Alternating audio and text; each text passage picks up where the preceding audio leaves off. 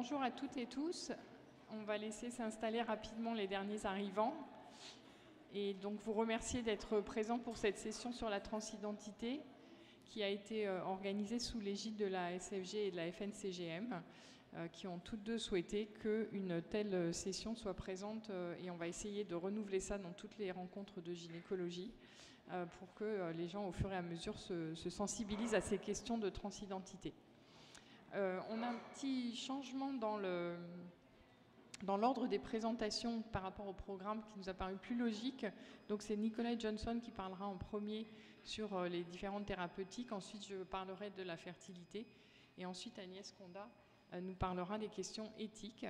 Sur le plan pratique, on vous propose de faire une discussion globale à la fin de la session. Si vous voudrez bien vous avancer jusqu'au micro qui est situé au milieu de la salle à l'avant, de bien vouloir vous présenter avant de poser vos questions. Donc je laisse la parole à ma co-modératrice, le docteur Fouet. Oui, bonjour. Donc effectivement, ce sujet de la transidentité nous a vraiment beaucoup intéressés, puisque c'est vrai que maintenant, on voit dans nos consultations en cabinet de plus en plus de personnes qui nous parlent de leur désir de transition, même donc, à l'âge adulte. Ce qui est aussi intéressant, c'est cette mutation qu'il y a eu en fait entre le transsexualisme et la transidentité. En fait, avant, c'était vraiment considéré comme un trouble plutôt psychique. Maintenant, c'est une affection de la santé sexuelle. Donc, une approche effectivement un petit peu différente. Et c'est pour ça que nous avons tous ces bons orateurs. Donc, je vous laisse la parole. Bonjour, bonjour à tous et toutes. Je te laisse te présenter. Ah oui, excusez-moi, donc Nicolas Johnson, je suis endocrinologue adulte. Je travaille à Paris avec Nathalie Chébar-Buffet à Tenon. Et je m'occupe depuis quelques années des demandes de transition hormonale chez les personnes trans.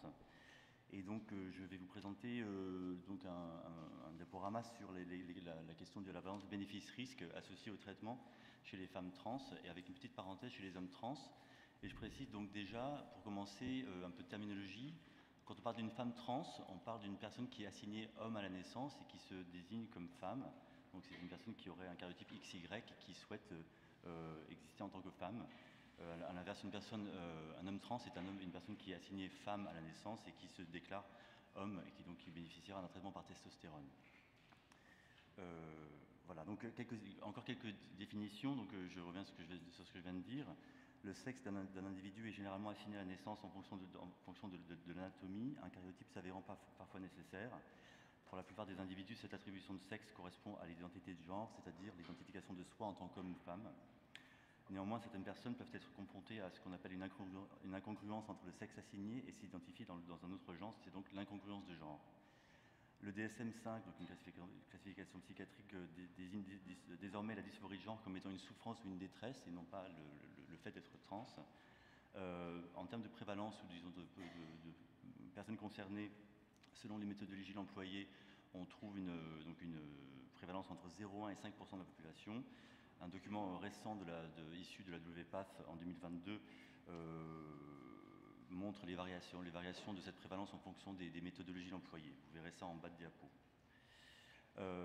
Il y a eu un grand changement de paradigme en 2016 suite à la loi de modernisation de la justice qui a dissocié le changement d'état civil de celui de la transition médico-chirurgicale, ce qui fait qu'en pratique, les personnes pouvaient concevoir leur transition en fonction de leurs souhaits et non pas en fonction d'un cadre imposé par le changement d'état civil. Donc en pratique, ça veut dire qu'une femme trans n'aurait pas forcément besoin d'avoir recours à une vaginoplastie pour pouvoir changer d'état civil. Cela a donc mené à une liberté dans la conception des parcours de transition, ce qui est très important pour nous et dans nos propositions d'accompagnement ultérieures. En France, la transidentité est donc prise en charge au titre de la LD 31, qui est rédigée par un médecin traitant. On constate, et comme vous le savez, une augmentation très importante du nombre de demandes. Donc les chiffres que vous avez en haut sont ceux issus du document préparatoire aux recommandations HAS à venir, qui montre qu'en 2020, on avait donc cumulé 9000 demandes d'ALD, dont 3300 dans l'année 2020, versus en 2013, 900 admissions cumulées, ce qui montre donc l'augmentation exponentielle des demandes. avec une population qui est plutôt jeune. 70% des bénéficiaires de la LD 31 ont entre 18 et 35 ans. Le ratio a tendance à s'équilibrer avec des disparités en fonction des groupes d'âge. À noter que dans les populations jeunes, il y a plus de demandes de transition vers la masculinisation. Cette forte augmentation est liée à une grande visibilité sociale et médiatique, le travail des réseaux sociaux, mais aussi des associations et des communautés trans. Malheureusement, et c'est pour ça que je suis très heureux de vous voir ici, on a une augmentation beaucoup moins rapide du nombre d'intervenants médicaux, notamment endocrinologues et gynécologues, qui connaissaient très bien l'estradiol. On y reviendra. Pour ce qui concerne les demandes chez les mineurs et les adolescents, moi, étant endocrinologue adulte, j'en vois assez peu en pratique, et ceci sera abordé ultérieurement. Pour la préservation de fertilité, Nathalie Chabert-Buffet vous en parlera après. Les conditions d'accès à l'hormonothérapie ont évolué également. Je ne vais pas m'étendre sur les propositions de la WPAS en 2013. Celles qui sont proposées par la WPAS en 2022 et sur lesquelles vont s'aligner à peu près les recommandations HAS en cours de rédaction sont basées sur les principes d'autodétermination, de consentement éclairé, de reconnaissance de la diversité des parcours, la place renforcée des professionnels de santé de premier recours, en l'occurrence médecins généralistes ou autres, le travail en réseau et un point important sur le fait qu'on repositionne la place de la psychiatrie qui avait un rôle prépondérant dans l'accession aux traitements hormono-chirurgicaux chez les personnes trans. Dorénavant, on sera plutôt dans une tendance à la dépsychiatrisation, sans pour autant parler d'apsychiatrisation, puisqu'il faudra tout de même évidemment prendre en charge des co-occurrences de problèmes de santé mentale. On sait bien qu'il y a un taux de suicidalité très important en population trans, et c'est sur ces questions-là qu'il faut mettre un point. En France, donc, la transidentité est couverte par l'assurance maladie.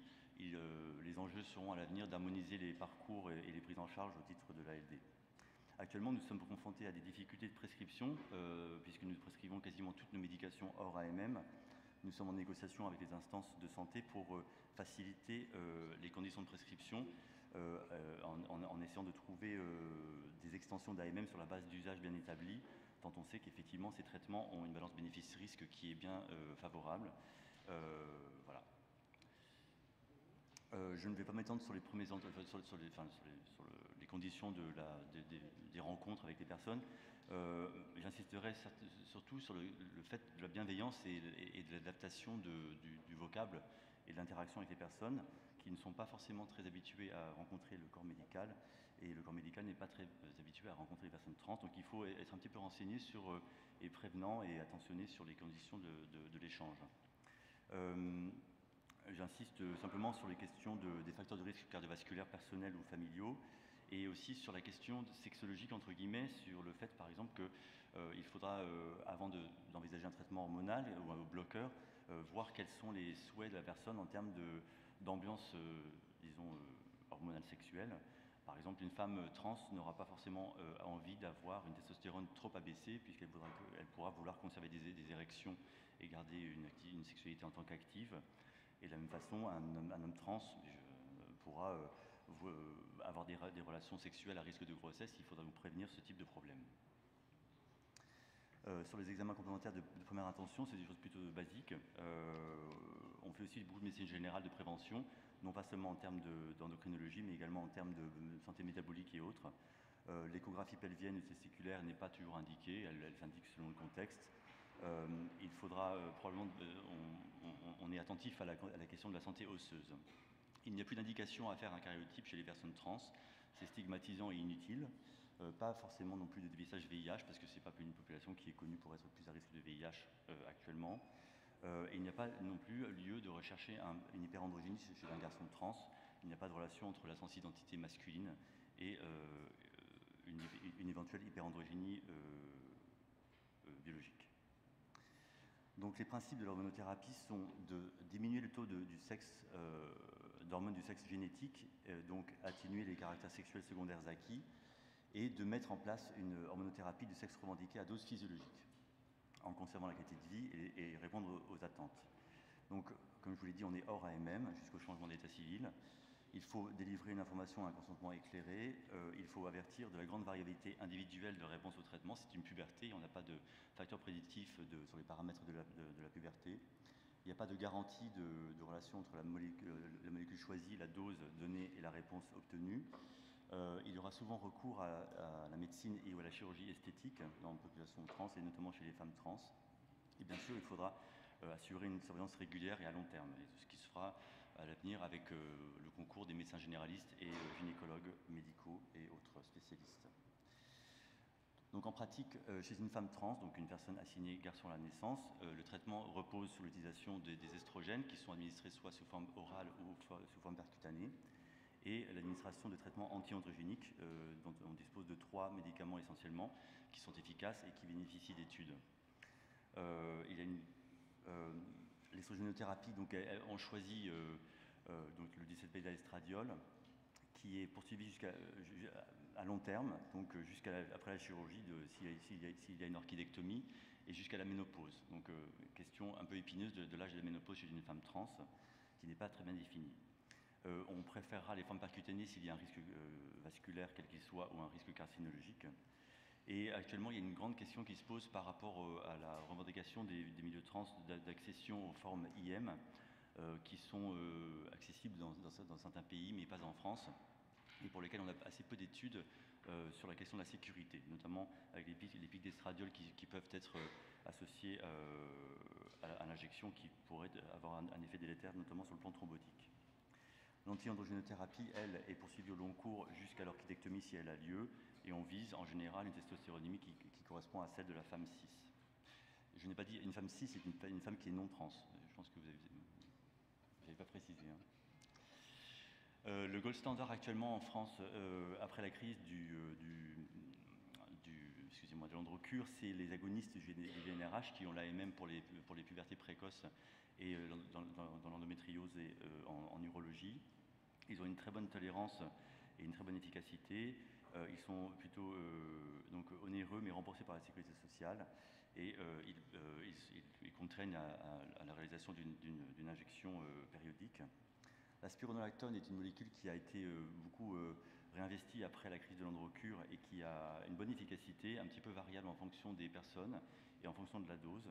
Il faut être vigilant sur le plan vasculaire, évidemment, s'il y a un risque de sténose de l'artère rénale, avec le risque d'hypercalémie.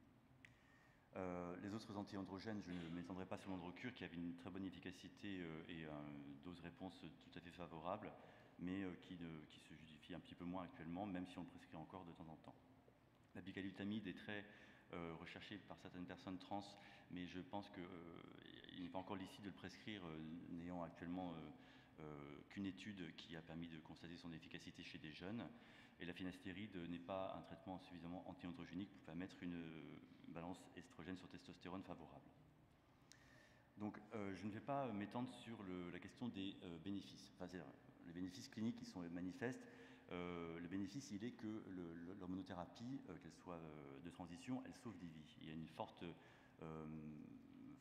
fragilité psychique et sociale dans la population trans, et donc de nombreuses études que vous verrez ici montrent l'intérêt absolu de pouvoir mettre en œuvre un accompagnement hormonochirurgical chez les personnes trans, vu qu'elles sont plus à risque de suicide et de détresse psychologique. Les bénéfices donc chez les femmes trans, donc c'est l'effet clinique hein, qui est bien manifeste dès les 3 premiers mois et jusqu'à 3 à 5 ans après le début du traitement, avec une croissance mammaire, une redistribution de la masse graisseuse qui est également donc corrélée au rapport estrogène sur testostérone, les changements de la peau, la baisse de libido, la baisse des érections spontanées, etc. Alors, donc, sur les risques. Le premier risque donc, qui est donc, rapporté en littérature et qui bénéficie de quelques études qui gagnent un petit peu en puissance récemment sont celles issues des groupes essentiellement des États-Unis et de Hollande et de Belgique, qui sont des grands centres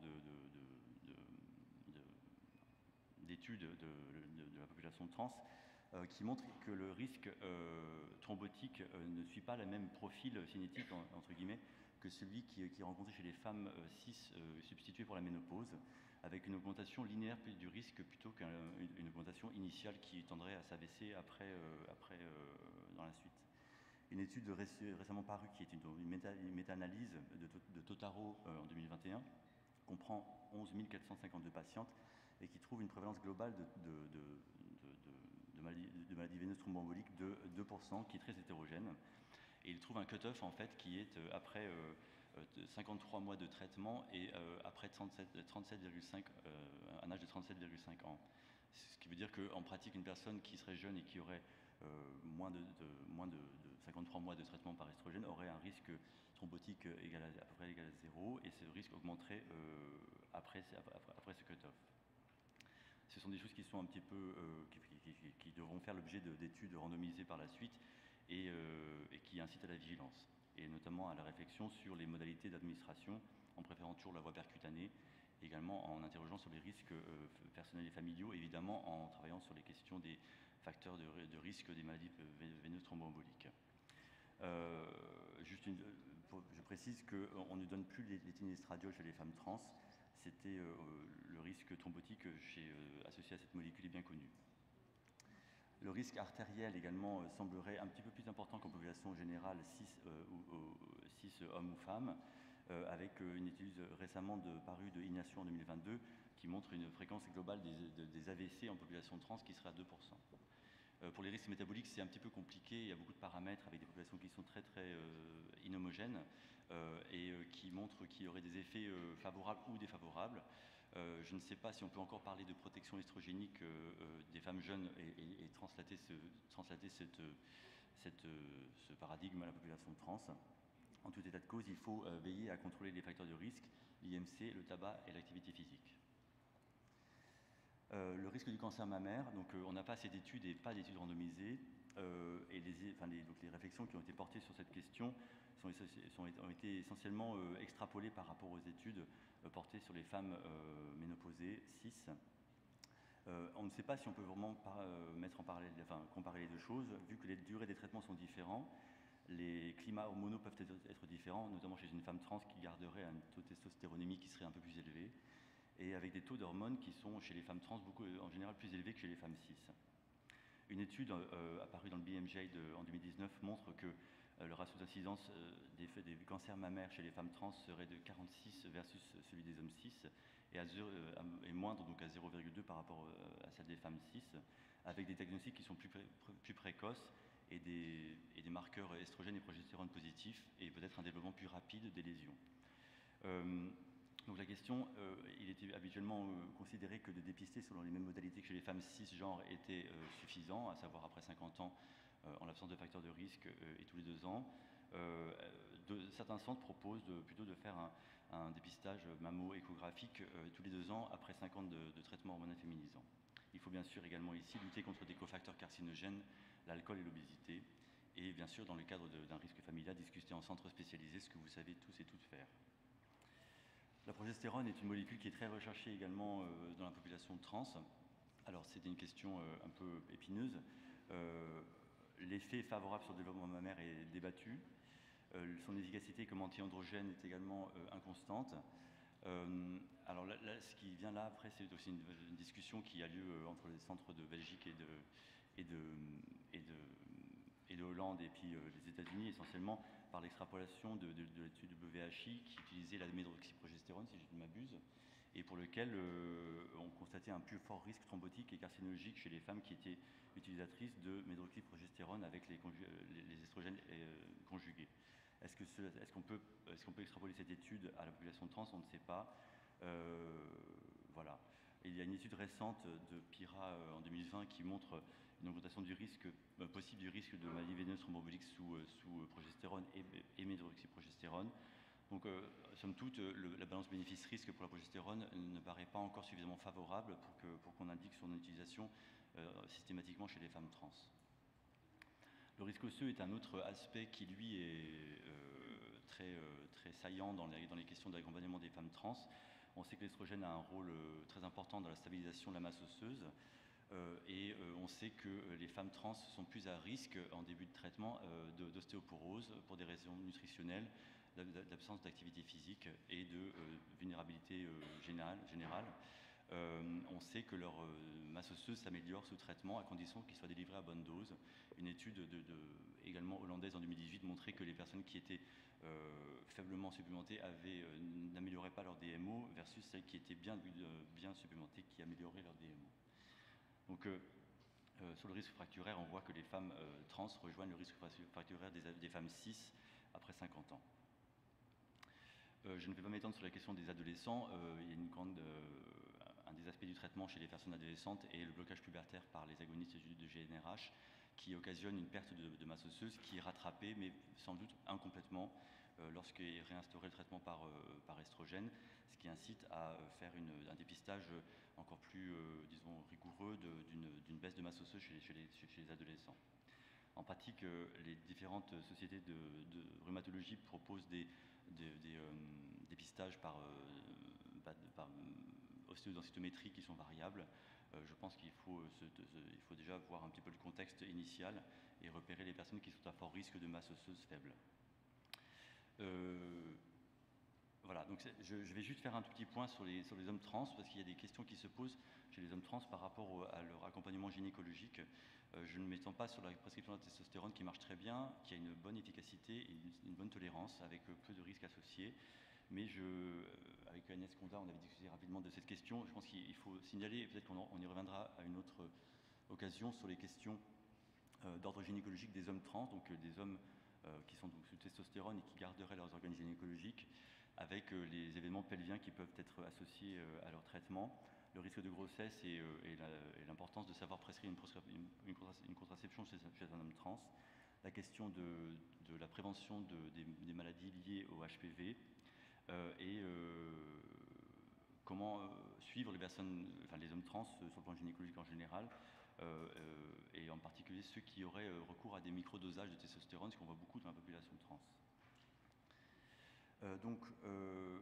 Pour conclure, le bénéfice associé à l'utilisation des traitements hormonaux féminisants et masculinisants chez les personnes trans est établi avec un taux de regret ou de détransition, comme on dit, qui est faible, inférieur à 1% dans les études, et des scores de qualité de vie qui justifient pleinement donc un accompagnement médico-chirurgical personnalisé et raisonné. On a donc un bon profil d'efficacité et de tolérance des traitements de transition chez les femmes et les hommes trans, avec un bénéfice clinique féminisation masculinisation qui est tout à fait probant, et chez les femmes trans un bénéfice clinique qui est manifeste sur la DMO, la densité minérale osseuse. Il y a des risques modérés qui sont sur les plans vasculaires et carcinologiques, qui indiquent donc un contrôle des cofacteurs et une surveillance des modalités de traitement. Néanmoins, il y a donc quelques limites à dans le corps de données scientifiques concernant la question trans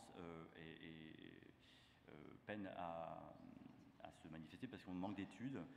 Beaucoup de réflexions sont liées à des extrapolations d'études chez les personnes cis, dont notamment les femmes ménopausées, avec une comparabilité qui est discutable, vu que les molécules, les régimes pharmacologiques sont différents. Donc on a très peu d'études prospectives et d'essais cliniques spécifiques à la population trans, ce qui nous amène à encourager une mobilisation des corps soignants, de la recherche et des organes de santé publique pour mettre en œuvre des bases de données visant à mieux évaluer les mécanismes, les effets et la sécurité des traitements. Il y a donc un suivi au long cours qui est multidisciplinaire, et j'espère qu'à l'avenir, le corps médico-chirurgical français pourra participer aux études européennes, notamment la ENIGI, qui est donc basée, c'est un organe multicentrique européen qui est commandité par les équipes de Gand et d'Amsterdam, qui pourront permettre de consolider, de faire des études de bonne puissance méthodologique. Merci de votre attention.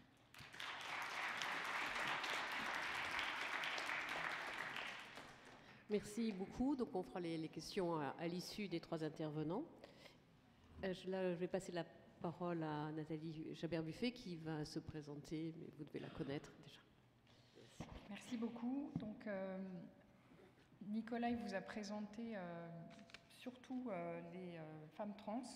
C'est un choix qu'on a fait, mais on pourra discuter après, si vous le souhaitez, de ce qu'il a abordé plus rapidement.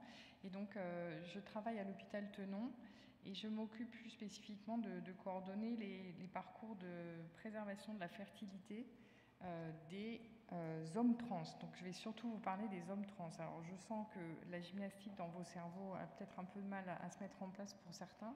Donc là on parle de femmes assignées à la naissance qui vont prendre un traitement hormonal masculinisant dans le cadre d'une transition F2M. La préservation de la fertilité pour les les femmes trans est beaucoup plus facilement acceptable parce que bien sûr les techniques de récupération des gamètes sont plus faciles, même si dans le contexte de la transidentité, ça peut être compliqué de faire un recueil de sperme. Donc il y a des organisations qui permettent de faciliter ce recueil et notamment arranger les locaux pour que ce soit un peu moins chirurgical comme ambiance, ce qu'on a fait à Tenon. Alors donc, très rapidement, pour parler un petit peu de l'impact des différents traitements que reçoivent les personnes en transition sur leur fertilité. Donc Nicolas vous l'a dit brièvement, avant la puberté, on peut être amené à bloquer la puberté par l'administration d'analogues de la GnRH. Ce traitement-là n'a pas a priori d'impact sur la fertilité ultérieure. On n'a pas d'expérience spécifique, de publication spécifique dans le cadre de la transidentité.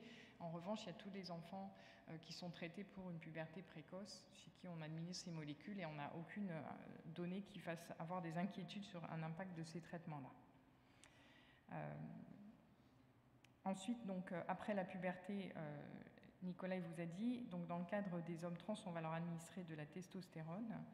Et puis plus tard dans le cursus, il pourra y avoir, et donc ce traitement par la testostérone peut avoir un impact, je vais vous en reparler, même s'il est très vraisemblablement quasiment négligeable.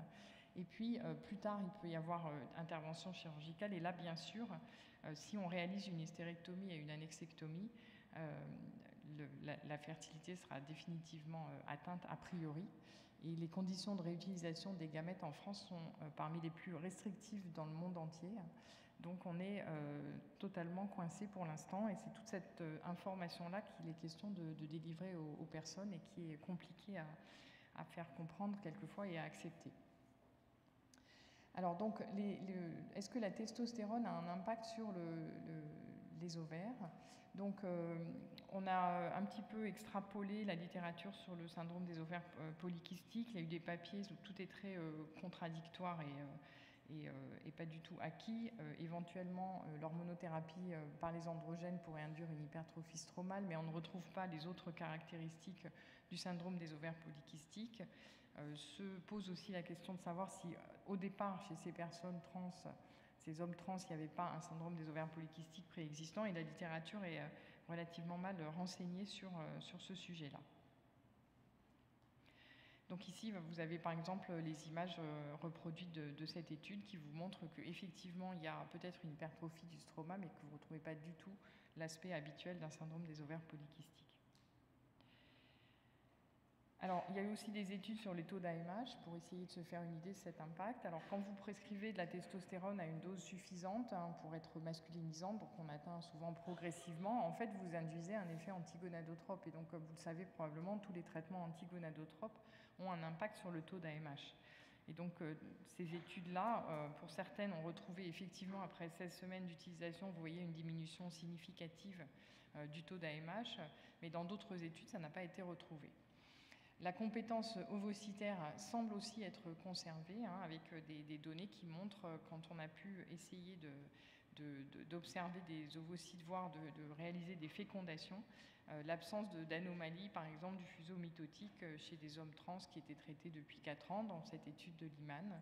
Et puis pour les rares cas où il y a eu une conception, ce délai de conception n'était pas modifié par le traitement après son arrêt, bien entendu, pour mettre en route une grossesse. Donc on n'a pas de notion réellement d'un impact documenté des traitements par les androgènes, même au long cours, sur la fertilité, mais il y a énormément d'inconnus encore, puisque les données de la littérature restent très limitées. Ici, vous avez une étude où on a fait une fécondation, et vous voyez que on a fait une maturation in vitro, et on a regardé l'aspect des ovocytes. Et donc finalement, on n'a pas retrouvé d'anomalie de répartition des différents stades folliculaires et on n'a pas retrouvé d'anomalie du fuseau mitotique dans les ovocytes observés. Alors, dans cette population, le désir de parentalité reste tout à fait significatif, donc il ne faut pas du tout faire l'impasse là-dessus, ni sur ces questions de préservation de la fertilité, puisque vous voyez que les 54% des hommes transgenres, y compris après une chirurgie, expriment un désir d'enfant. et que dans des études qui ont été faites un peu rétrospectivement, si on a posé la question aux gens, est-ce que vous auriez voulu cryopréserver vos gamètes, il y en a quand même un bon tiers qui disent que oui, ils auraient bien aimé qu'on leur en parle et qu'on le fasse éventuellement. Et donc, dans l'étude suivante, 33%, et dans l'étude d'en dessous, vous voyez, 46% avant traitement.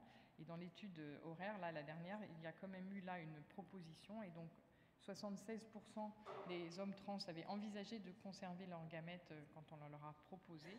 Et vous voyez la dégringolade avec le pourcentage de personnes qui ont recouru finalement à cette congélation, puisque évidemment, ce n'est pas aussi simple que de faire un recueil de sperme. Donc c'est absolument indispensable de bien discuter avec les personnes trans, idéalement avant le début du traitement par les androgènes, parce qu'on a des doutes, mais bien leur indiquer aussi que même si le traitement a été débuté, on pourra rediscuter de cette préservation éventuellement plus tard. Il faudra arrêter le traitement pendant environ 3 mois avant de procéder à une congélation ovocytaire éventuellement. Alors qu'est-ce qu'on peut proposer? Essentiellement, on propose de la cryoconservation d'ovocytes matures après stimulation ovarienne. Pourquoi? C'est la technologie fécondation in vitro, 40 ans de recul, 20 millions de naissances en FIV, donc on est dans du solide, donc c'est pas différent du tout de la technique habituelle pour une FIV, si ce n'est que, en tout cas nous à Tenon, on propose plus favorablement une anesthésie générale pour la ponction, pour des tas de raisons évidentes de confort et d'acceptabilité par les personnes, mais certains hommes trans demandent une anesthésie locale. Le fait de ne jamais avoir eu de rapport n'est pas une contre-indication, sous réserve qu'on ait bien sûr l'autorisation de réaliser le geste de ponction par voie vaginale. C'est également un geste qui entraîne beaucoup de blocages dans la demande de congélation des gamètes. C'est pas facile du tout, même si on explique que la personne sera endormie, que ce sera indolore, mais il n'y a pas que le concept de douleur, il y a aussi ce concept d'examen très invasif. Et donc, ça fait partie des choses qui bloquent pas mal. Voilà, et on vitrifie donc, comme d'habitude, les ovocytes récupérés comme en préservation hors transidentité. Alors, on ne propose jamais, nous, de la maturation in vitro, sauf contre-indication formelle à une stimulation ovarienne, et dans ce cas-là, on discute d'une maturation in vitro. Donc rien de différent par rapport à la technique usuelle. Et en ce qui concerne le cortex ovarien, finalement, on en discute dans les rares cas où on nous adresse les patients avant une chirurgie avec une annexectomie, en sachant que la réutilisation de ces fragments de cortex congelés ne pourrait pas, si c'est après une chirurgie avec annexectomie et hystérectomie, ne pourra pas être réutilisée, en tout cas en France, qu'il n'est pas tellement question de greffer du cortex ovarien à quelqu'un d'autre aujourd'hui dans le but d'obtenir des grossesses. Et donc on table un peu chez les gens très jeunes sur une éventuelle folliculogénèse in vitro qui pourrait se développer à partir de ces fragments de cortex congelés dans l'avenir et qui, dans le cas d'évolution de la législation française, pourrait éventuellement aboutir à ce que ces gamètes ainsi produits puissent être utilisés par exemple par la compagne de cet homme trans. Donc c'est un petit peu de gymnastique intellectuelle là encore. Et donc en termes de réutilisation, et c'est là que, outre la difficulté qui peut être perçue par l'invasivité de la technique par les hommes trans, l'autre chose, c'est les perspectives de réutilisation. Donc en théorie, il y en a plein de perspectives.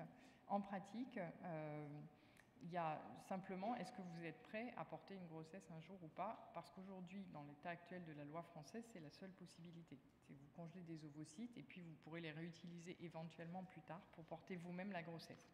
Ce qui, quand on est un homme trans, c'est pas forcément facile, ça arrive quelquefois, mais c'est rare. Et tout ce qui s'apparente à la gestation pour autrui et au don personnalisé de gamètes vers une partenaire féminine est totalement impossible en France, comme vous savez, au jour d'aujourd'hui. Donc en pratique, c'est ça le message principal. Et donc les gens qui demandent à congeler font un pari sur l'avenir, en fait, que l'évolution de la législation reste possible malgré tout, surtout quand on a 18 ans. On a 30 ou 40 ans devant soi pour faire des bébés, donc ça peut se réfléchir comme ça. Donc le discours, c'est je vais vous expliquer comment on fait, comment ça se passe, la loi, etc. Et puis une fois que vous aurez bien tout compris, vous me direz si vous voulez congeler ou pas. Si vous voulez congeler, on congèle, il n'y a aucun souci. Si vous ne voulez pas congeler, vous nous mettez un petit mail pour dire que vous laissez tomber et il n'y aura aucun souci non plus, évidemment. Alors il y a des petites perspectives et par exemple Marie-Xavière Cateau, qui est juriste et qui est spécialisée en droit, notamment dans la question de genre, essaye de faire avancer le concept de gamètes d'un couple. puisque les personnes trans, les hommes trans arrivent souvent avec une compagne femme. Et donc, si on arrivait à faire évoluer la notion de gamètes d'une personne vers les gamètes d'un couple, alors la compagne pourrait réutiliser les gamètes de son partenaire devenu masculin avec le temps. Donc ça, je ne sais pas très bien si Agnès a des infos récentes sur ces questions-là. Nous, on avait eu la visite de Marie-Xavier qui nous expliquait tout ça, et je ne sais pas très bien où elle en est pour l'instant. Alors, en pratique, en France, beaucoup de sécos font la cryopréservation de gamètes, y compris pour les personnes trans. Tous les sécos ne font pas les cryopréservations de gamètes, d'ovocytes et de sperme. C'est un petit en cours d'évolution. Ça, c'est les données de Florence Eustache, qui préside la Fédération des sécos et qui avait publié la répartition en 2021. Donc, vous voyez quand même que l'essentiel des sécos procède à la congélation à la fois des ovocytes et du sperme en France. Et ça a pu évoluer puisque ça date de 2 ans. Ça, c'était le papier qui montrait l'état des lieux toujours en 2021 de Florence Eustache sur les caractéristiques donc, des personnes trans qui ont consulté pour une préservation de la fertilité dans le réseau des sécos en France. Donc vous voyez que c'est quand même plutôt des gens jeunes, en particulier chez les hommes trans. Il y a des adolescents également, et plus fréquemment des adolescents hommes trans. Donc, ils ont désiré une cryopréservation de leurs gamètes dans près de 80% chez les hommes trans et 32% chez les... Pardon, 80% chez les femmes trans et 32% chez les hommes trans, et que la réalisation est beaucoup plus fréquente chez les femmes trans, puisque c'est un recueil de sperme, que chez les hommes trans, et vous retrouvez là encore cette dégringolade entre la demande et l'acceptation de la démarche. Donc chez les hommes trans, dans cette étude, on a retrouvé 203 personnes donc, qui ont été incluses dans l'étude, et vous voyez qu'une partie d'entre elles avait commencé leur traitement hormonal de réassignation. Et donc dans ce cas-là, il y a une minorité de personnes qui ont désiré faire une cryopréservation par rapport à celles qui n'avaient pas désiré le faire, et finalement une toute petite minorité qui a congelé des ovocytes. Et avant l'initiation du traitement, on retrouve des chiffres qui sont un tout petit peu plus rassurants en termes de demande et de réalisation de la procédure. Alors, l'expérience de l'hôpital Tenon, donc on a une cohorte de 118 hommes trans qui, vous voyez déjà, il y a cette espèce d'écrémage entre je vais prendre un rendez-vous et j'arrive finalement jusqu'au rendez-vous. Rien que ça, c'est déjà en plus une source de perte de patients en ligne. Donc, les patients nous ont été adressés, mais il y en a une partie qui n'a même pas essayé de prendre le rendez-vous. Alors, on n'a pas approfondi le pourquoi, donc est-ce qu'ils n'ont pas réussi? Alors, il y a quand même un numéro vert, qui est le 0845 3 fois, où on peut appeler pour faire une cryopréservation, quelle qu'en soit la cause, donc qui bascule sur des récepteurs, des téléphones portables avec un répondeur. Ensuite, pour ceux qui ont pris rendez-vous, il y en a une petite dizaine qui se perd encore en route.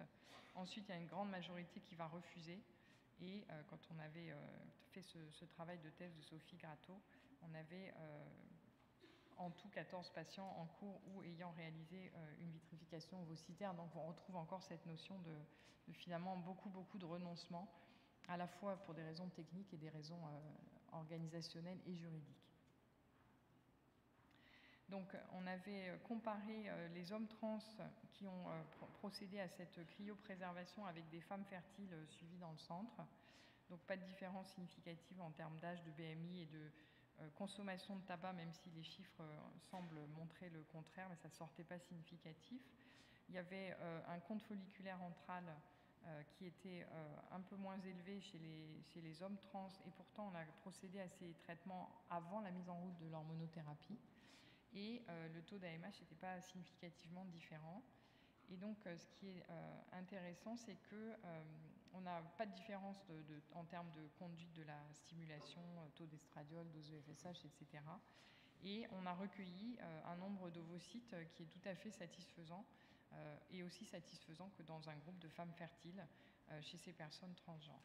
Donc, la stimulation fonctionne, et donc quand on la propose avec sérénité en sachant qu'on aura des résultats satisfaisants. Donc on a très peu de gens qui arrivent au bout de la démarche, comme j'ai déjà dit.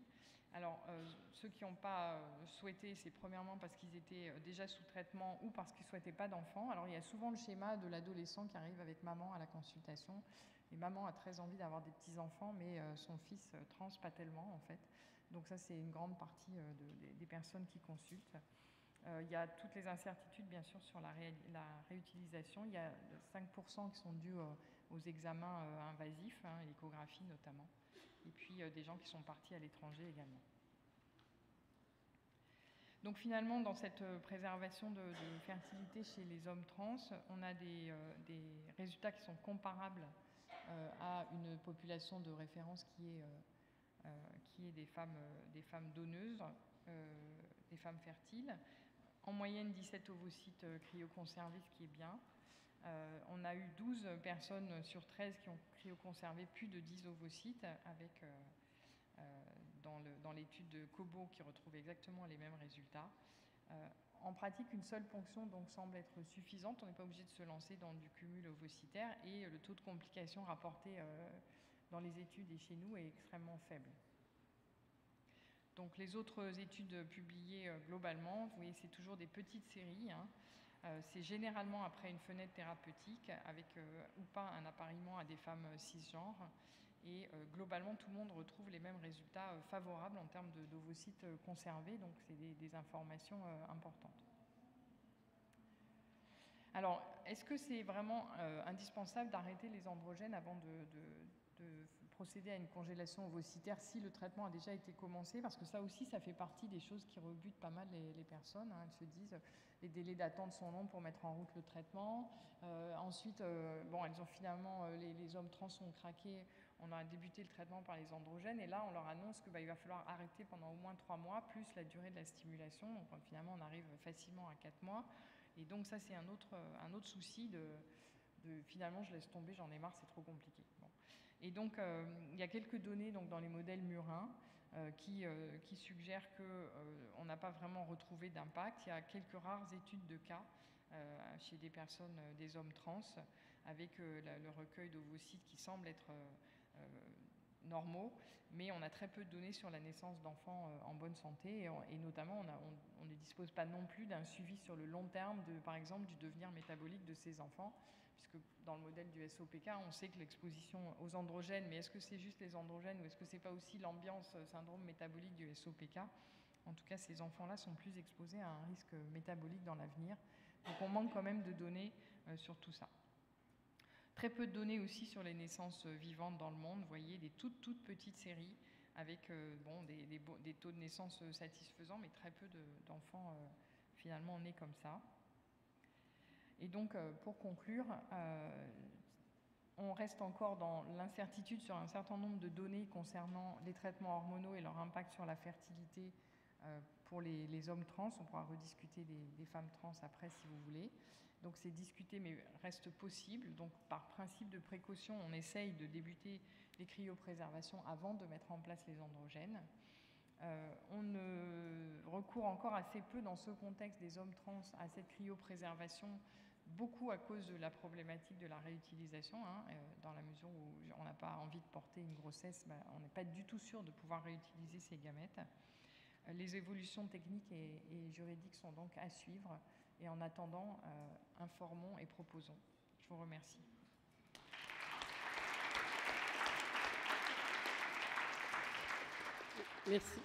Merci beaucoup.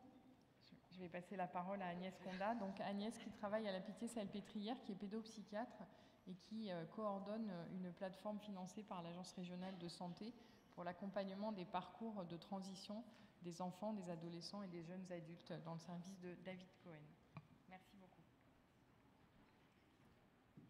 Merci Nathalie. Faut que je fasse quelque chose pour...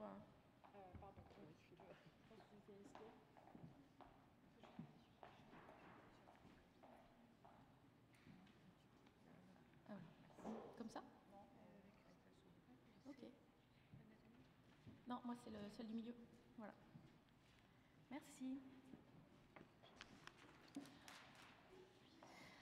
Donc bonjour, merci de m'avoir invité à votre congrès. C'est un peu la première fois en fait que j'interviens face à des gynécologues. Donc j'ai essayé de construire une présentation qui ne jargonne pas et qui puisse éventuellement répondre à vos questions ou surtout peut-être vous amener à vous en poser encore plus parce que la prise en charge des personnes transgenres pose un certain nombre de questions éthiques. Après, vous me direz quelle prise en charge n'en pose pas en médecine. Plus on les cherche, plus on les trouve. Et donc là, en l'occurrence, on en a trouvé un certain nombre. Voilà. Donc, du point de vue du psychiatre, hein, donc, et puis, si vous voulez, ce qu'on appelle maintenant, effectivement, il y a une évolution, une personne transgenre, donc c'est simplement une personne qui éprouve une inadéquation entre son identité de genre et son sexe à l'état civil. Ça n'est pas lié à des modifications physiques entreprises, ni même à un souhait d'entreprendre des modifications physiques. C'est-à-dire qu'il y a un certain nombre de personnes transgenres qui font uniquement une transition sociale, éventuellement à l'état civil, puisque maintenant il n'y a plus besoin, comme vous disiez Nicolai, d'engager une transition hormonale ou une transition chirurgicale pour changer la mention du sexe à l'état civil. Donc la définition est finalement très large, beaucoup plus que celle qui définissait autrefois les personnes transsexuelles. Et donc peu à peu, depuis les années 2000, et avec l'apport de la communauté LGBTQIA+, donc pour les personnes, moi je ne viens pas du tout de ce milieu, donc quand j'ai commencé en 2013, je ne connaissais pas tout ce lexique. Donc LGBTQIA+, donc c'est lesbienne, gay, bi, trans. Alors Q, ça a été queer, maintenant c'est plutôt questioning, c'est-à-dire les personnes qui interrogent finalement leur identité de genre. Intersexe, et A, c'est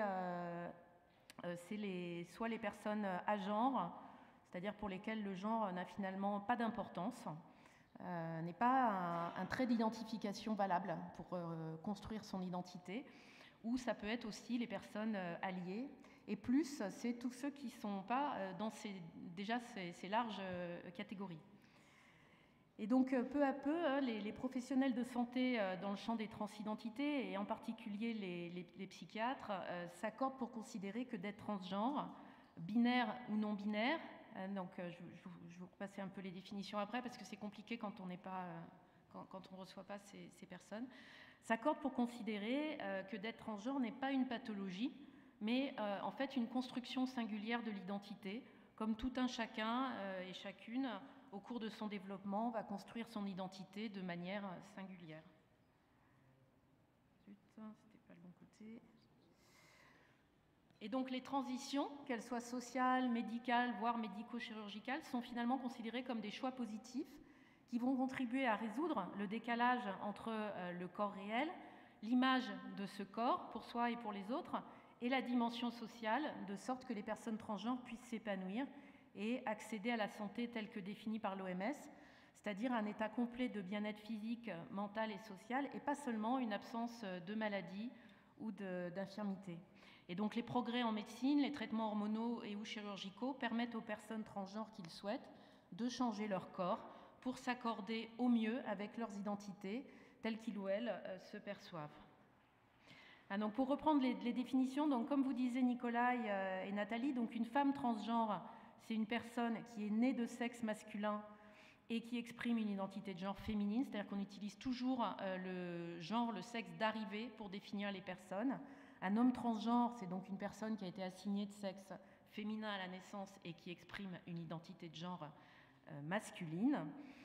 Et une personne non binaire, c'est donc une personne qui ne va s'identifier ni au masculin ni au féminin, alors soit de genre fluide, soit neutre, soit toute autre identification sur l'échelle du genre qui est alors vécue comme un continuum, c'est-à-dire qu'il y a deux pôles, masculin et féminin, et entre les deux, tout est possible, soit comme je vous disais, à genre. Et donc les personnes cisgenres, eh bien, ce sont tous les autres, c'est-à-dire la grande majorité de la population qui s'identifie à son sexe d'assignation à la naissance, hein, puisque comme le disait Nathalie et Nicolas, on est à peu près à un peu moins de 1% de personnes transgenres, même en considérant la définition la plus large, c'est-à-dire, mais même, je dirais surtout en considérant la définition la plus large, c'est-à-dire pas forcément les personnes qui vont avoir recours à des demandes médicales ou juridiques, mais uniquement les personnes qui ne se sentent pas en adéquation avec leur sexe de naissance. Et donc ces personnes transgenres ou en questionnement peuvent vivre au fil de leur trajectoire des expériences de crise subjective et aussi des expériences de crise sociale, les unes venant bien souvent alimenter les autres. Et donc c'est une population particulièrement vulnérable, et ça c'est un point important quand on va considérer les questions éthiques et essayer d'y répondre, évidemment pour chaque personne. Et donc cette vulnérabilité en particulier dans le champ de la santé psychique, et aussi une vulnérabilité sociale et des difficultés dans l'accès aux soins. Pour vous rendre compte un peu de la vulnérabilité, vous avez là des courbes de mortalité des personnes trans. Alors ce sont des personnes qui ont reçu une hormonothérapie, puisque c'est comme ça qu'on a pu finalement les enregistrer et conduire cette recherche, parce que bien souvent les personnes trans qui ne demandent pas de traitement, on ne les voit pas. Et donc, vous voyez, c'est une étude quand même qui porte sur entre 1972 et 2018, donc beaucoup d'années. Et donc, vous voyez en rouge la courbe des femmes transgenres qui donc meurent plus rapidement que la population des hommes cisgenres, c'est-à-dire que leur population de naissance, si elle n'avait pas transitionné finalement, et que la population aussi des femmes cisgenres qui est en bleu au-dessus. Et vous remarquez, si on regarde la population des hommes transgenres, c'est-à-dire nés femmes et qui ont transitionné vers le genre masculin, vous remarquez aussi que ces personnes meurent plus rapidement, mais c'est moins marqué quand même que pour les femmes transgenres. Et donc la prévention des risques, c'est en premier le risque suicidaire. Donc vous avez des études qui montrent que, par exemple aux États-Unis, 40% ont fait une tentative de suicide versus 4,6% dans la population générale. 33% ont fait leur première tentative avant l'âge de 14 ans, 39% entre 14 et 17 ans, 20% entre 18 et 24 ans. Donc des taux quand même beaucoup plus élevés. Un risque de décrochage scolaire pour des enfants, de décrochage professionnel pour les adultes et d'isolement social qui est majeur, avec des situations de rejet, de maltraitance psychologique, voire physique, de harcèlement, ou bien encore en lien avec une dysphorie corporelle très intense qui conduit les personnes à s'isoler. Et enfin, des risques en santé sexuelle et reproductive. En fait, c'est la cause majeure de mortalité avant le suicide. Essentiellement chez les femmes trans, vous voyez que la surmortalité s'est multipliée par 14,7 pour les femmes trans versus les hommes cisgenres, donc les mêmes si elles n'avaient pas transitionné, et multipliée par 47 par rapport aux femmes cisgenres. Et donc aussi en santé sexuelle, une difficulté d'accès aux soins et à la prévention du fait de la précarité sociale, mais aussi de la dysphorie corporelle, du vécu corporel difficile, qui rend compliqué de consulter un médecin, et du vécu négatif, voire violent, des soins qui peuvent être reçus. Et donc je vous disais, la vulnérabilité sociale, la transphobie. Là encore, si on regarde l'US Transgender Survey en 2015, 46% de victimes de harcèlement verbal et 9% de violences physiques, 10% de violences sexuelles, uniquement dans l'année précédente, l'enquête. Donc c'est quand même assez considérable.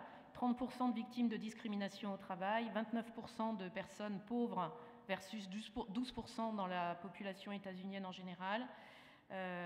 Voilà, et donc sont bien sûr particulièrement vulnérables les personnes qui vivent d'autres discriminations, c'est-à-dire les femmes, les personnes migrantes, les personnes racisées, les personnes en situation de handicap, les personnes autistes, etc., avec cette notion qu'amènent les sociologues d'intersectionnalité, qui justement considèrent ça. Et puis chez l'enfant et l'adolescent, parce que moi je suis pédopsychiatre, donc notre consultation, qui est une des premières consultations qui a été créée en France pour les mineurs, et donc en 2013, et qui est aussi une des plus importantes, on a reçu à peu près 250 enfants en 10 ans. Les violences intrafamiliales, avec des adolescents qui se font frapper par leur fratrie ou par leurs parents. dans la rue, en milieu scolaire. Et puis, donc voilà, en milieu scolaire, chez nous, c'est 60% de harcèlement. Et ça rejoint à peu près les chiffres de la littérature un petit peu dans tous les pays. Voilà, et je voulais vous donner cette phrase qui est dans un article publié par deux femmes transgenres qui sont aussi chercheuses en sociologie, qui dit « À être coupé du lien social, l'individu se trouve coupé de son corps propre, la transidentité conduisant précisément à se donner un corps, là où, faute de médiation dans le lien social, les personnes trans cherchent parfois dans les réponses, dans la techné, pour sortir de la pesanteur. » C'est-à-dire cette phrase qui met en perspective finalement le recours au traitement, que ce soit la transition, que ce soit médical, chirurgical, pour finalement mieux s'intégrer dans le lien social et exister dans le lien social, ce qui leur est difficile tant que leur corps n'est pas en adéquation avec leur identité de genre. Ça, je passe. La prise en charge proposée, donc ça vous a été dit, hein, donc juste les agonistes de GnRH, donc c'est avant la fin de la puberté, mais c'est toujours après le début de la puberté, c'est-à-dire qu'on ne donne jamais d'agonistes de GnRH à des enfants non pubères. Hein, c'est à partir du stade 2 et maintenant le plus souvent 3. Les hormones sexuelles et puis la chirurgie jamais avant 18 ans, avec une exception pour certaines mammectomies qui peuvent se faire un peu plus jeunes dans certains cas, mais la moyenne, c'est vraiment après 18 ans.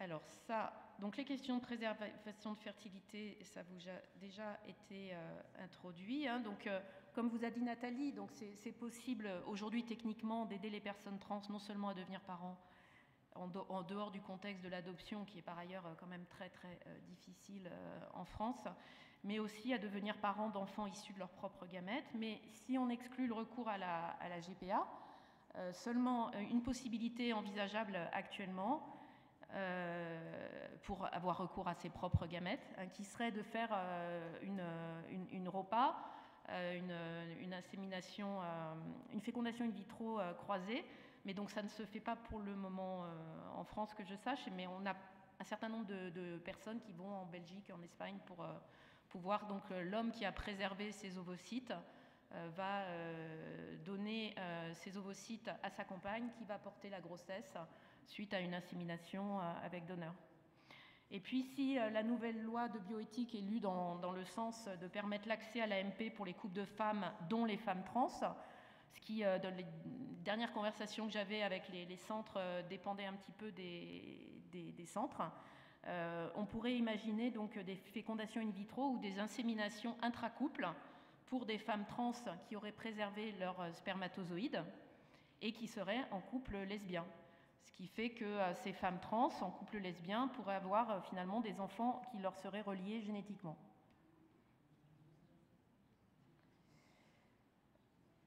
Alors, on va passer ça. Les enjeux de la préservation de fertilité, on va arriver un petit peu aux questions éthiques. Sur le plan psychique, donc comme vous disiez Nathalie, il y a la difficulté pour beaucoup de personnes à supporter les examens préalables et l'acte médical de préservation. Ça vaut aussi pour le prélèvement de sperme pour un certain nombre de femmes trans. Il y a beaucoup de femmes trans qui ne peuvent pas supporter l'idée de la masturbation, par exemple. La difficulté à interrompre le traitement hormonal avant la chirurgie ou à attendre une transition hormonale psychiquement nécessaire et urgente pour prendre le temps de réaliser une préservation de fertilité. Et donc de nombreux renoncements, mais aussi de nombreux regrets ultérieurs. Et puis nous, en psychiatrie de l'enfant, de l'adolescent, nous viennent d'autres questions, d'autres difficultés qui sont liées au décalage entre le temps développemental de l'enfant ou de l'adolescent, de l'adolescente, et la question de la procréation, que ce soit à 15 ans, à 16 ans ou même à 18 ans. C'est très compliqué d'aborder ces questions. Après, me direz-vous, quand on fait une préservation de fertilité chez un enfant qui est atteint d'une leucémie et qui a besoin d'un traitement dans les 3 jours, c'est aussi, pour avoir accompagné ces consultations aux sécoses de Cochin, c'est aussi extrêmement compliqué à vivre pour ces enfants et à accompagner. Mais bon, on n'est pas tout à fait dans le même contexte, évidemment. Donc un risque traumatique pour l'enfant ou pour l'adolescent, l'adolescente d'aborder ces questions, puisque les recommandations internationales nous demandent d'aborder ces questions, même si on prescrit seulement des bloqueurs, donc dès le début de la puberté, Donc ça peut être des jeunes de 12 ans, 13 ans, 14 ans. Le risque de confusion entre les représentations et les désirs parentaux et ceux de l'enfant, même si on reçoit chacun seul, etc., etc. La capacité de l'enfant et de l'adolescent à donner son consentement libre et éclairé, ça c'est une question et une difficulté une question éthique qu'on va retrouver finalement pour tous les mineurs trans, que ce soit pour la préservation de fertilité ou pour les différentes transitions médicales. Et enfin, quid, est-ce que c'est le consentement de l'enfant ou de l'adolescent ou le consentement des parents finalement qu'on recueille pour cette préservation de fertilité, parce qu'effectivement, ça ne va pas toujours dans le même sens, mais néanmoins, c'est aux parents de prendre la responsabilité, et avec des enfants qui ne sont pas suffisamment matures pour pouvoir aussi prendre cette responsabilité, donc c'est très difficile. Et puis sur le plan somatique, il y a aussi des questions qui viennent se poser. Parce que si on fait une suppression de puberté et que l'enfant, parce que si vous voulez, la suppression de puberté, c'est pour que l'enfant puisse revenir en arrière. C'est fait pour se donner du temps en début de puberté, donc suivant quand arrive le stade Tanner 3, hein, ça peut être 13 ans, 14 ans, se donner du temps pour explorer l'identité de genre et voir ce qu'il en est. Et donc il y a un certain nombre d'enfants qui finalement reprennent une puberté physiologique et qui ne demanderont jamais de transition hormonale. Mais pour celles et ceux qui vont enchaîner par une transition hormonale, du fait de ces analogues de la GNRH, il n'y aura pas de maturation des gamètes, et donc les techniques de préservation vont être différentes, et il va y avoir des enjeux à la fois en termes donc il va y avoir des enjeux en termes de possibilités de procréation future, parce que ce n'est pas la même chose de faire une préservation de pulpe testiculaire et d'imaginer la réutiliser un jour que de faire un prélèvement de sperme. Et si on a bloqué la puberté, on ne pourra jamais faire de prélèvement de sperme, finalement, si on enchaîne. Hein. Voilà, donc des questions compliquées, je suis désolée, ça va un peu vite. Donc l'approche éthique, donc, on a des techniques biologiques, médicales, chirurgicales qui dépassent parfois nos capacités à penser. Hein. Ce n'est pas seulement pour les personnes transgenres. Et puis vous, en gynécologie, vous connaissez bien ces questionnements et ces difficultés, avec des implications éthiques sur le plan des aspects médicaux et sociétaux, et puis aussi à considérer sur le plan des intérêts individuels, mais aussi collectifs. Et donc, du côté des transidentités, on a des questions autour de la suppression de puberté, de la transition hormonale chez les mineurs, de la transition sociale précoce aussi, puisqu'on voit arriver des enfants qui finalement ont déjà fait une transition sociale, c'est-à-dire qu'à 6 ans, 7 ans, 8 ans, ils ont changé de prénom et ils sont genrés par leur famille dans le genre dans lequel ils s'identifient, et sans avoir jamais consulté aucun médecin. Il faut savoir aussi que des parents peuvent changer le prénom de leur enfant, un prénom féminin pour un prénom masculin ou vice-versa, en mairie, donc sur l'état civil, sans avoir aucun avis médical ni autre. Hein. C'est pas, donc, voilà, c'est pas toujours, c'est pas des décisions qui sont forcément médicales.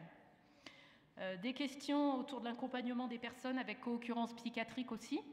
Qu'est-ce qu'on fait quand on a une personne qui est schizophrène et transgenre? Voilà, ça pose d'autres questions éthiques. Les questions de l'AMP pour les personnes transgenres qui ont déjà été évoquées, les questions de préservation de fertilité. Alors on avait étudié tout ça en 2018, on avait publié dans Philosophy, Ethics and Humanities in Medicine. Les papiers sont sur le site internet du service de psychiatrie de l'enfant et de l'adolescent de la Pitié-Salpêtrière en PDF si ça vous intéresse. Alors si on essaye de prendre l'éthique médicale au sens de Beauchamp et de Childress comme on a l'habitude de la penser, donc en termes de bienfaisance, donc il y a un bénéfice pour les personnes trans qui le souhaitent de changer leur corps pour s'accorder au mieux avec les identités telles qu'ils et elles se perçoivent, dans l'intérêt de leur santé, comme on a vu au sens de l'OMS. Un bénéfice pour les personnes trans qui le souhaitent d'accéder à la parentalité, potentiellement avec leurs propres gamètes. Pour ce qui est des transitions précoces, c'est-à-dire chez les mineurs, il y a de nombreuses études qui montrent que ça améliore l'état de santé psychique et l'adaptation sociale des enfants et des adolescents, réduisant les risques de suicide. C'est aussi ce qu'on constate à notre consultation, hein, c'est-à-dire qu'à l'arrivée à notre consultation, il y a 30% de jeunes qui sont totalement déscolarisés depuis plus de 3 mois et on arrive à en rescolariser, je dirais, 90% de ceux-là. Et pour la dépression, pareil, il y a des améliorations très nettes.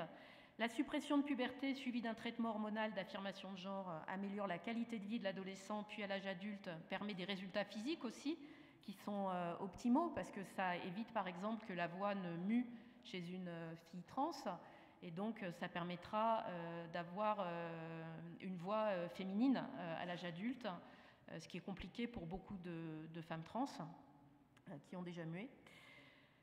Et enfin, le bénéfice pour la société à accueillir cette diversité vécue comme enrichissante, ça, on est d'accord ou pas, c'est chacun qui perçoit les choses à sa façon. Alors en termes de non-nuisance, par contre, vous voyez qu'il y a aussi beaucoup d'items. Donc le risque que les transitions précoces et la suppression de puberté encouragent les enfants et les adolescents vers un parcours finalement difficile, avec un traitement hormonal à vie, des interventions chirurgicales lourdes et un préjudice social. Ça, c'est une question que, bien sûr, nous posons et que se posent aussi beaucoup de parents quand ils viennent avec leurs enfants et qui me paraît tout à fait légitime.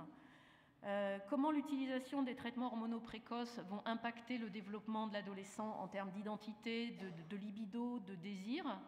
Qu'est-ce que ça va être finalement une puberté psychologique avec ces traitements-là? Qu'est-ce que ça fait de bloquer la puberté jusqu'à 16 ans alors que normalement c'est un moment où les hormones doivent agir aussi sur le cerveau? On ne sait pas. Les difficultés ultérieures pour la chirurgie de transition des organes génitaux chez les jeunes filles trans ayant bénéficié d'une suppression de puberté, ça c'est parce que, si vous voulez, la technique principale utilisée en France pour faire des vaginoplasties, c'est par rétroversion du pénis. Donc si vous bloquez la puberté, le pénis ne grandit pas, donc on ne peut pas utiliser cette technique chirurgicale pour faire un néovagin. Donc ça oblige à utiliser d'autres techniques. Alors Nicolas Morel-Journel, qui fait ça à Lyon, vous dirait que ça pose aucun problème, mais ce n'est pas un avis forcément général. Et c'est très discuté, ça, même au plan international actuellement. Même s'il y a le pays le plus reconnu pour les interventions, c'est la Thaïlande, et en Thaïlande, ils n'utilisent pas cette technique-là, ils n'ont pas besoin du pénis. Donc, enfin bon, en tout cas, c'est une question, et dont les personnes doivent être informées aussi. Les effets secondaires des traitements hormonaux dont Nicolas vous a parlé, le risque chirurgical, le risque de complications, mais aussi le risque de regret, qui est effectivement d'environ 1%. La perte de chance secondaire aux traitements hormonaux pour les perspectives procréatives. Les risques médicaux pour la préservation de fertilité qui sont quand même très faibles. Le risque potentiel, si on est dans une perspective d'AMP, pour les futurs parents, pour les enfants à naître, pour les donneurs, les donneuses, tout ça, c'est des questions aussi qu'on a à se poser. Au niveau collectif, est-ce qu'il existe un préjudice pour la société dans son ensemble? Il y a beaucoup de personnes et de collègues aussi dans les sécos qui soulèvent les questions. Est-ce que finalement c'est à la société de payer pour ces interventions? C'est une question éthique. Et puis, quid des retransitions? Alors en termes d'autonomie, c'est bien sûr un principe qui vient contrebalancer ces questions de bienfaisance et de non-nuisance. Donc la question de l'information des personnes trans sur les questions de procréation, de la préservation de fertilité, des possibilités en AMP avant de commencer un traitement hormonal et ou chirurgical. Et bien sûr, encore une fois, quand il s'agit de bloqueurs chez un adolescent de 13 ans, c'est compliqué de donner cette information. L'information quant aux effets secondaires et aux risques potentiels, y compris le risque de regret, je pense que c'est très important aussi de pouvoir informer. Pour la plupart des auteurs, le droit de procréer est accepté comme un droit universel. Il s'agit du droit de chaque individu de se reproduire indépendamment des formes familiales et du statut d'identité de genre. Et enfin, la question du consentement, en particulier chez les mineurs. Consentement de la femme et de l'adolescent, consentement des parents, comment on fait? Et puis, le principe de justice, qui est donc que les cas connexes doivent être traités de la même manière, sauf s'il existe une différence moralement pertinente entre eux. Alors, quid de l'accès à la préservation de fertilité, qui sera le seul moyen de donner naissance à des enfants génétiquement apparentés après la chirurgie de transition? Donc, Nathalie, vous montrez que la plupart des sécos préservaient actuellement les gamètes des personnes trans, mais enfin, la première préservation en France a eu lieu en 2018, donc c'est pas très très récent non plus, avant c'était pas possible. Quelle pourrait être une différence morale entre la parentalité trans et la parentalité ordinaire? Le risque, et en particulier dans les questions d'AMP, de demande d'AMP des personnes trans, de pratiquer une double norme discriminatoire avec des critères d'évaluation qui seraient plus stricts pour les personnes transgenres, Par exemple, les premiers programmes d'accès à l'insémination avec donneur au sécos de Cochin, il fallait 2 entretiens psychologiques versus un seul avec des psychologues différents pour les personnes trans.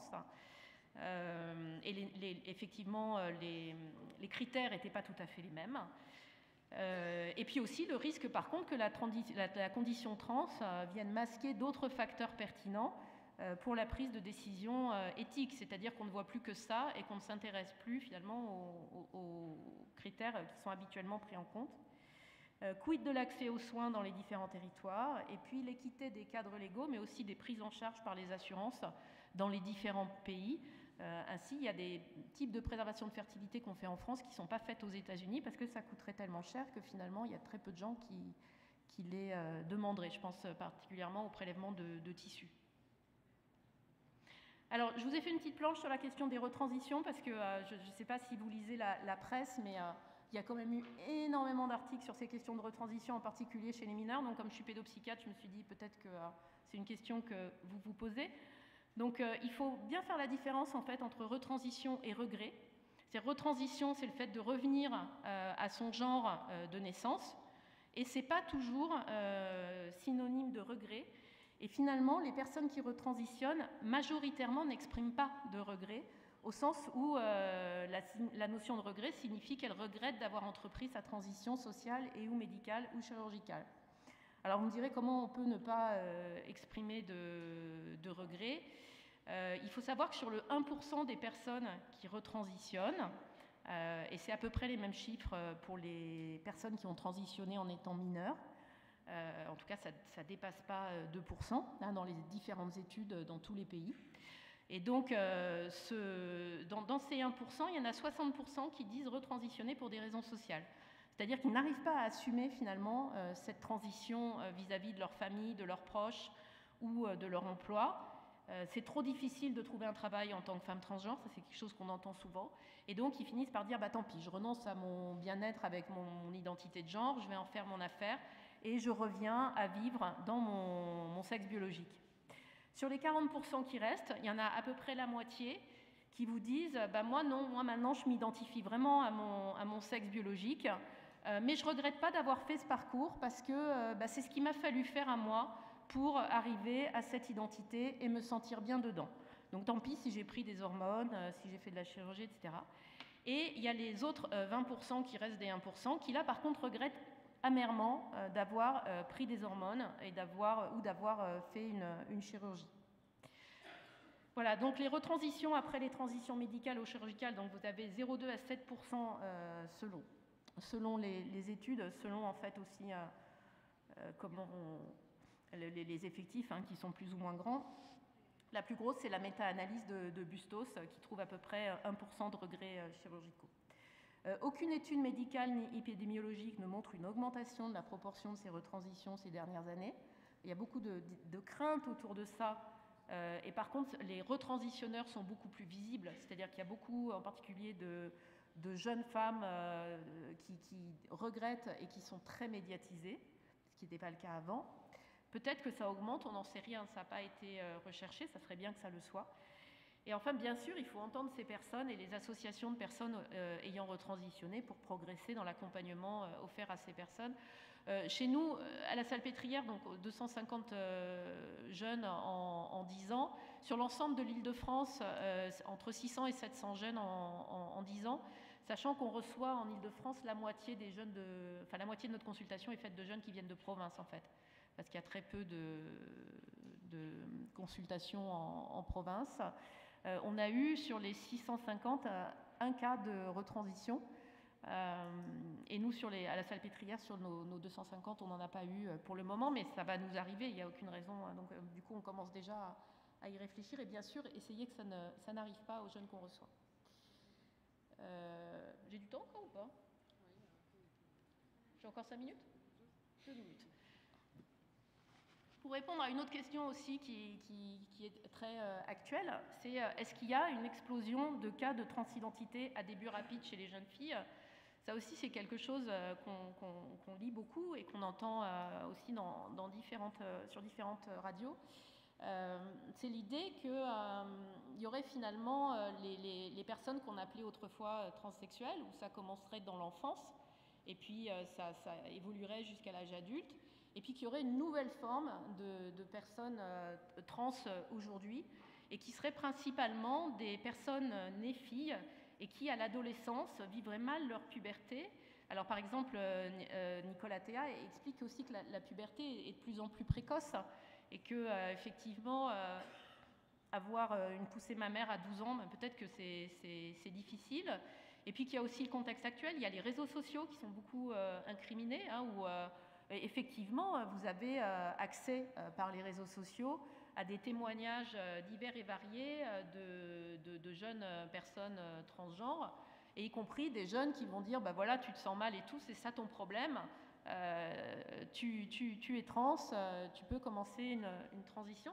Et donc, il y a eu cette question de savoir s'il y avait ce qu'on a appelé le ROGD, le Rapid Onset Gender Dysphoria, la dysphorie de genre à début rapide, spécifiquement chez les adolescentes filles qui voudraient devenir garçons, et donc qui seraient aussi plus à risque de détransitionner. Donc évidemment, c'est une question qui nous a beaucoup intéressés, qui nous intéresse beaucoup. Le questionnement de l'identité sexuée, il est bien sûr fréquent dans tout processus adolescent, et je dirais plus aujourd'hui que de ma génération.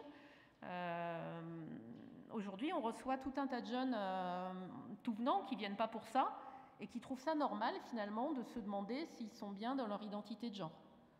Parce qu'ils connaissent tous ou toutes un camarade de collège ou un camarade de lycée trans, ou qu'ils ont vu effectivement sur les réseaux sociaux que c'était une possibilité, ou dans la presse. Et donc c'est une question qui devient normale au sens de la norme statistique, hein, de se poser aujourd'hui. Les adolescents qui se disent trans se posent aussi cette question, c'est-à-dire que, en tout cas de notre pratique, contrairement à ce qu'on peut imaginer, on voit finalement très peu d'adolescents qui viennent en me disant voilà, moi je suis trans, donnez-moi les hormones, et puis il n'y a pas à discuter, c'est comme ça. C'est-à-dire que la plupart des adolescents mettent en doute aussi leur affirmation de transidentité, et que bien souvent, même s'ils viennent avec ce discours formaté, au bout d'une ou deux consultations, où on met un peu de jeu, on leur dit bah oui, mais alors est-ce que vous avez pensé à ça, est-ce que vous avez pensé à ça, et alors ça veut dire quoi? Ça ne devient plus le sujet, l'urgence tombe, et nous, c'est très exceptionnel qu'il y ait une indication d'adresser à l'endocrinologue pour prescription avant au moins une année de prise en charge. Et donc, et puis il y en a qui attendent 4 ans alors qu'ils pourraient prendre des hormones. Mais finalement, ils disent ah ben non, mais finalement je le ferai après le lycée, puis après la classe prépa, et puis ce qui ne veut pas dire qu'ils renoncent, mais le temps n'est pas le même, et les interrogations sont nombreuses. La plupart des jeunes transgenres trouvent à un moment de leur trajectoire une confirmation de leur identité trans sur les réseaux sociaux. Ça, c'est effectivement un témoignage qu'on a, c'est-à-dire qu'ils demandaient, ils regardent les réseaux sociaux, ils entendent un témoignage, ils disent ah oui, ça c'est moi. Voilà, donc ça c'est effectivement une réalité. Comme si les réseaux sociaux faisaient finalement miroir pour les amener à confirmer cette nouvelle identification. Il y a une augmentation de la fréquence des transidentités ces 15 dernières années, c'est absolument réel, hein, mais je vais vous donner les chiffres après. Donc lié à une meilleure information, à une offre de soins inexistante auparavant. Nous, on a commencé en fait en 2013, parce que moi, il se trouve que j'ai rencontré en psychiatrie liaison, je faisais la liaison à l'époque à l'hôpital de Meaux, une jeune personne trans qui en fait à 17 ans avait déjà pris de la testostérone, était en attente de la mastectomie, en ayant eu une prescription gynécologique en ville sur un certificat de psychiatre dont les parents ne voulaient pas me donner le nom parce que ces personnes qui suivaient des recommandations internationales déjà à l'époque mais ne souhaitaient pas être connues. Et quand j'ai cherché une consultation dédiée, il n'y en avait pas. Et les consultations adultes, effectivement, proposaient aux personnes de revenir chaque année jusqu'aux 18 ans pour voir si aux 18 ans, ça serait encore leur question, mais pas d'accompagnement psychologique. Et puis les évolutions sociétales, bien sûr, les questions de déconstruction du genre, de non-binarité, qui est une réalité sociale. Et donc la différence entre les chiffres... Alors il y a une autre chose, c'est la différence entre les chiffres de fréquence estimés à partir des consultations spécialisées, qui sont les chiffres qu'on a à peu près jusqu'en 2015. C'est-à-dire jusqu'en 2015, tous les chiffres d'épidémiologie, on prenait le nombre de personnes qui consultaient pour demander des hormones ou pour une chirurgie, et on extrapolait à la population générale par rapport à la population qui demande des consultations en général. Maintenant, on fait surtout des études self-reported, souvent sur Internet, et donc les chiffres qu'on a, qui sont de 1 jusqu'à parfois 10% dans des petites populations, dans des lycées par exemple, on peut aller des fois jusqu'à 10% de personnes qui se disent transgenres. C'est pas du tout des gens qui demandent des transitions, ce sont des gens à qui on a demandé est-ce que vous vous sentez pleinement en accord avec votre sexe biologique ou pas. Et évidemment, la façon de poser la question, c'est-à-dire si on vous demande si vous êtes not fully aligned with, c'est pas du tout pareil que de vous demander est-ce que vous voulez une vaginoplastie. Et donc on n'a pas le même nombre. Mais effectivement, ça a beaucoup changé. Il y a eu une étude en 2018 de Littmann donc sur ce fameux ROGD. C'est l'étude en fait qui a parlé pour la première fois de cette dysphorie de genre à début rapide. Mais cette étude a été profondément contestée au point que la revue PLOS ONE a demandé une révision à l'auteur en 2019, parce qu'en fait cette étude reposait sur les seules réponses des parents à un questionnaire en ligne, c'est-à-dire qu'il n'y en a jamais eu aucun entretien ni avec les parents ni avec les adolescents, et que ces parents par ailleurs étaient recrutés pour 75% sur des sites opposés aux transitions de genre à l'adolescence. Donc c'était un peu compliqué d'en tirer quelque chose. Voilà, et donc je vous disais que je vous donnais des chiffres. Oui, je termine. Le registre national suédois de la santé, donc, qui est quand même mondialement reconnu pour sa rigueur démographique, montre que la dysphorie de genre a augmenté effectivement x8, mais de 0,1 pour 10 000 à 0,8 pour 10 000 entre 2005 et 2015. Donc oui, ça a été multiplié par 8, mais avec des chiffres qui restent quand même très petits. Et en France, 294 mineurs en France bénéficiaient de la LD 21, de la LD 31 pardon, en 2021. Donc ça reste quand même très, très faible, sachant que en tout cas pour les bloqueurs, c'est systématiquement demandé une LD 31 parce que ça coûte cher, les analogues de la GnRH, et que c'est demandé aussi beaucoup pour les prescriptions hormonales. Voilà, je vous remercie. Merci beaucoup Agnès.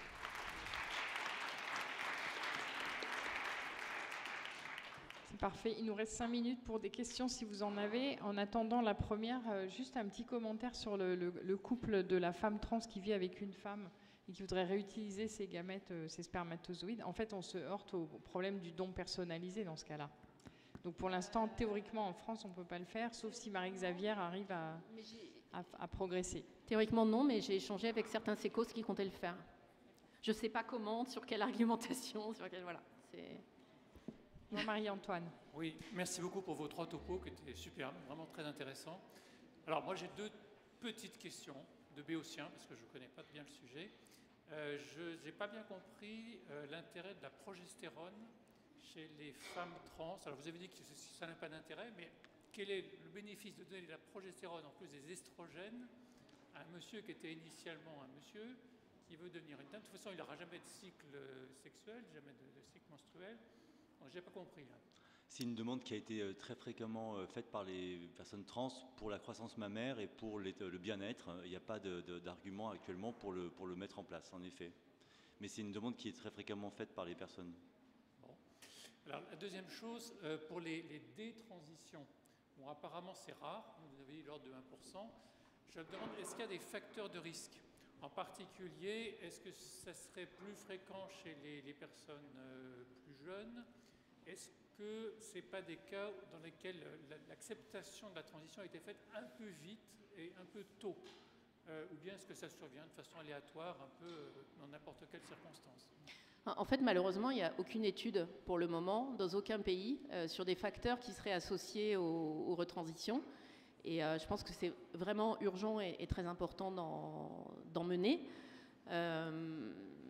C'est ce qu'on a tendance à penser, enfin je veux dire, nous c'est ce qu'on imagine en tout cas, mais avant toute preuve liée sur une observation, sur une étude empirique, avant toute étude empirique, on imagine qu'effectivement ça pourrait être des transitions décidées trop rapidement. En tout cas, on évite que les transitions soient trop rapides, ça c'est sûr. Alors la question qu'on se pose derrière, c'est qu'est-ce qui se passe quand il y a eu chirurgie, quand il y a eu une ablation des testicules, où il y a des ovaires, etc. Là, ça doit être un peu dramatique. C'est pour ça que c'est important de dire qu'il n'y a jamais de chirurgie, en tout cas chez les mineurs jusqu'à 18 ans. Mais oui, bien sûr, c'est dramatique. Et moi, encore une fois, il n'y a pas d'études, mais les cas qu'on m'a rapportés, en particulier en France, c'était pas chez des jeunes, c'était chez des adultes qui transitionnent à la cinquantaine et qui, parce qu'ils ont un peu les moyens, vont faire leur chirurgie assez rapidement en Thaïlande et qui regrettent. Voilà. Et enfin, au point de vue de l'état civil, est-ce qu'on peut changer de sexe comme ça à plusieurs reprises? Est-ce que c'est si simple qu'une simple démarche? J'étais un homme, alors, je suis une femme. Il y a deux choses. Il y a le changement de prénom et le changement de la mention du sexe. D'accord? Donc c'est différent. Le changement de prénom, c'est en mairie, devant l'officier d'état civil. Ça passe pas par un tribunal. Le changement de la mention du sexe, c'est au tribunal, c'est pas avant 18 ans ou 16 ans si émancipé. C'est pas prévu en fait qu'on change plusieurs fois. Et pour l'instant, j'ai pas vu, mais on peut imaginer, en tout cas pour le prénom, que effectivement des enfants dont les parents auront fait le changement vers 7-8 ans, peut-être qu'à 20 ans, ils n'auront plus envie de porter ce prénom-là. C'est pas prévu par la loi. Ok, merci. Merci beaucoup Jean-Marie. Bonjour, j'avais juste quelques questions. Vous aviez évoqué la possibilité d'André Arca d'avoir des traitements chirurgicaux dont la mammectomie chez les mineurs. Et je voulais savoir quelles étaient les indications pour le coup. Et également, est-ce que c'est possible en tant que sage-femme d'avoir de faire un suivi gynécologique chez un homme trans qui a fait un changement de sexe à l'état civil, qui est donc maintenant, au niveau de son numéro de sécurité sociale, est 1. Enfin, est-ce que c'est possible de les suivre? Alors pour les indications de la mammectomie chez les sujets très jeunes, on en discute régulièrement le lundi après-midi avec Agnès et toute une équipe de patients, de Oui, c'est important psychiatres. de dire ça aussi, c'est-à-dire que c'est jamais des décisions qu'on prend seul, ni en tant qu'endocrinologue, ni en tant que chirurgien, ni en tant que psychiatre. On a des réunions de concertation pluridisciplinaires qui sont mensuelles, où on est une bonne vingtaine à chaque fois en pluridisciplinarité, et c'est des décisions extrêmement rares. Ce qui fait poser les indications quand ça arrive avant 18 ans, c'est le mal-être en fait du jeune. C'est-à-dire que ça peut parfois conduire, alors souvent ça conduit à ne plus du tout faire de sport, mais bon, ça on peut dire c'est peut-être pas, voilà, c'est libre appréciation, mais il y a certains jeunes qui ne sortent plus de chez eux du tout, et donc ça amène finalement à une désocialisation complète et une déscolarisation complète. Plus dépression, et chez certains jeunes à des tentatives de suicide répétées, et c'est dans ces cas-là que quelquefois on peut accéder à ces demandes avant 18 ans, mais encore une fois, c'est l'exception. Alors, pour ce qui est du suivi par les sages-femmes, difficile question, puisque théoriquement, la mission des sages-femmes, c'est de prendre en charge les situations physiologiques. De là à dire qu'on n'est pas dans une situation physiologique, là, c'est un peu compliqué pour des tas de raisons éthiques, philosophiques et tout ce qu'on peut imaginer. En tout cas, ce qui me paraît très clair, c'est qu'il faut absolument avoir suivi une formation spécifique pour ça, qui est à la fois dans l'accueil des personnes, arrêter d'appeler Madame Machin dans la salle d'attente pour éviter de se retrouver dans des situations dramatiques, etc., etc. Donc nom, prénom, et puis aussi à tout ce qui concerne la thérapie hormonale et ses conséquences, etc. Donc je pense qu'on y arrivera, hein, mais à l'issue d'une formation. En tout cas, il y a un DU transidentité et il y a des sages-femmes qui viennent suivre ces enseignements, donc j'imagine que ça doit arriver. Moi, j'ai plusieurs personnes qui sont soit des hommes-femmes ou des hommes trans ou des femmes trans qui sont suivis par des sages-femmes en ville et qui n'ont pas de difficultés particulières à être prises en charge sur le plan... Merci beaucoup à tous et toutes. Pour la sauvegarde des horaires, on va être obligé de s'arrêter là dans les questions. On peut vous retrouver au fond de la salle pour répondre à des questions supplémentaires si vous voulez. Bonne journée à tous, au revoir.